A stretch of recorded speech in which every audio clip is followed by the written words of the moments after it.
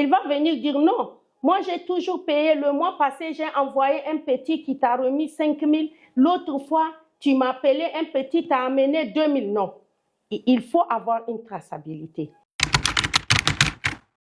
Maître, comme nous le savons tous, ADEP-FS Espoir, c'est une association qui aide les femmes en situation difficile pour les aider à saisir surtout la juridiction, soit pour la garde de leurs enfants ou pour revendiquer leurs droits en tant que femmes. Et suite à cet échange que nous avons fait avec vous, je suis sûre qu'elles auront besoin de quelques conseils pratiques pour protéger les droits de leurs enfants ou ce qu'elles doivent faire pour protéger ces enfants-là à l'égard de la loi. Oui, bon.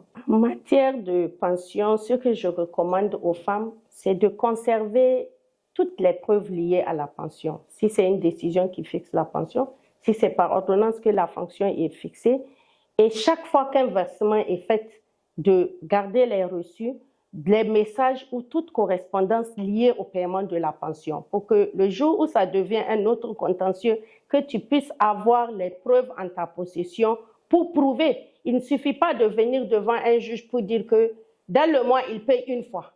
Il va venir dire non. Moi, j'ai toujours payé. Le mois passé, j'ai envoyé un petit qui t'a remis 5 000. L'autre fois, tu m'as appelé, un petit t'a amené 2 000. Non. Il faut avoir une traçabilité. Tu lui dis de t'envoyer par les nouveaux modes de paiement. Tu as les reçus, tu gardes. Il faut documenter. C'est important de documenter. Et il faut refuser les arrangements verbaux non validés par une juridiction ou non transmis par écrit. Il faut systématiquement refuser ces genres d'arrangements. Il est important de recourir à un avocat ou à un huissier en cas de difficulté d'exécution ou bien de se rapprocher des associations spécialisées dans la matière ou même carrément aller voir un procureur de la République avec la décision pour dire que j'ai eu telle décision avec mon ex-mari pour mon enfant, mais malheureusement, il ne s'exécute pas. J'ai besoin que vous m'aidez pour l'amener à exécuter la décision. Et j'interpelle et je rappelle aux gens que la pension alimentaire, ce n'est pas une aumône pour son ex-femme. Ce n'est pas un cadeau pour son ex-femme. C'est un droit de l'enfant. Et ce n'est pas un avantage que tu accordes à ta femme qui a la garde de l'enfant. C'est un droit que ton enfant a sur toi parce que tu es son géniteur.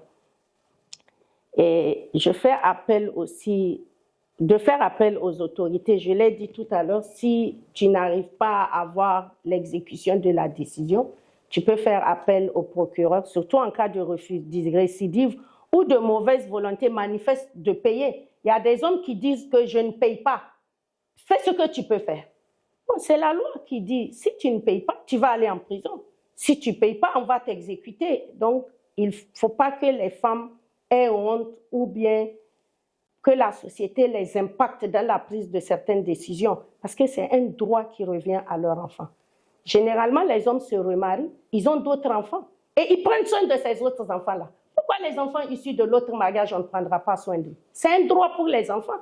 Et il faut se battre et réclamer ce droit pour ton enfant qui est un mineur, qui est vulnérable, qui ne peut pas se battre de lui-même. Donc, tu as l'obligation de te battre pour lui, pour récupérer ce qui lui revient de droit.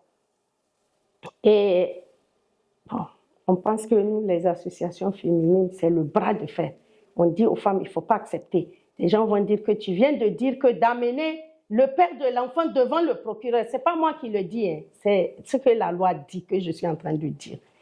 Et je reviens pour atténuer, pour dire qu'il faut favoriser le dialogue.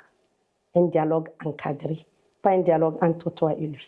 Quelqu'un que tu n'as pas pu dialoguer avec lui jusqu'à ce que tu as divorcé, c'est difficile de dialoguer avec lui.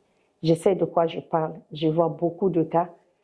Il faut essayer des dialogues encadrés, mettre les familles en contribution, mettre les amis du mari à contribution, mettre les associations spécialisées à contribution. J'ai fait beaucoup d'écoute et de conciliation comme ça et arriver à apaiser les tensions entre les deux parties et arriver à les mettre d'accord sur le fait qu'ils vont demeurer parents de cet enfant jusqu'à demain, Kiyama devant Dieu. Donc, personne ne peut se déroger à sa responsabilité première que de prendre soin de l'enfant. Et j'insiste qu'il faut faire des dialogues encadrés, mais il ne faut jamais renoncer à réclamer un droit pour son enfant. Merci beaucoup, Maître Khadija, Je pour t'en votre prie. temps et pour avoir répondu à toutes nos questions.